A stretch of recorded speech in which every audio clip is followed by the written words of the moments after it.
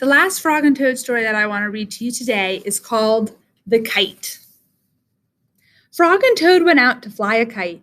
They went to a large meadow where the wind was strong. "Our kite will fly up and up," said Frog. "It will fly all the way up to the top of the sky."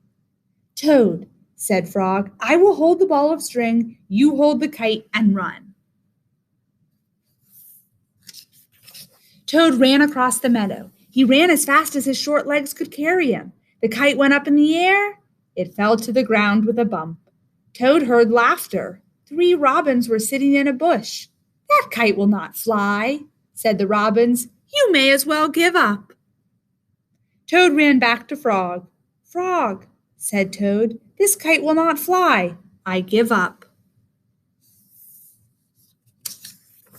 "We must make a second try," said Frog. "Wave the kite over your head. Perhaps that will make it fly." Toad ran back across the meadow. He waved the kite over his head. The kite went up in the air and then fell down with a thud. "What a joke!" said the robins. "That kite will never get off the ground." Toad ran back to Frog. "This kite is a joke," he said. "It will never get off the ground."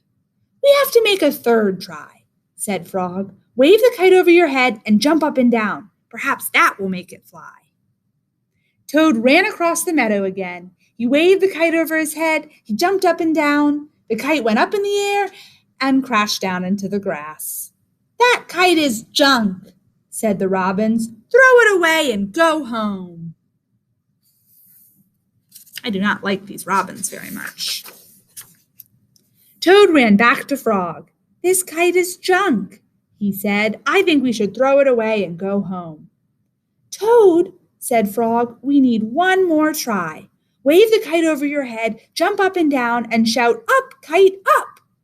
Toad ran across the meadow. He waved the kite over his head. He jumped up and down. He shouted, "Up, kite, up!"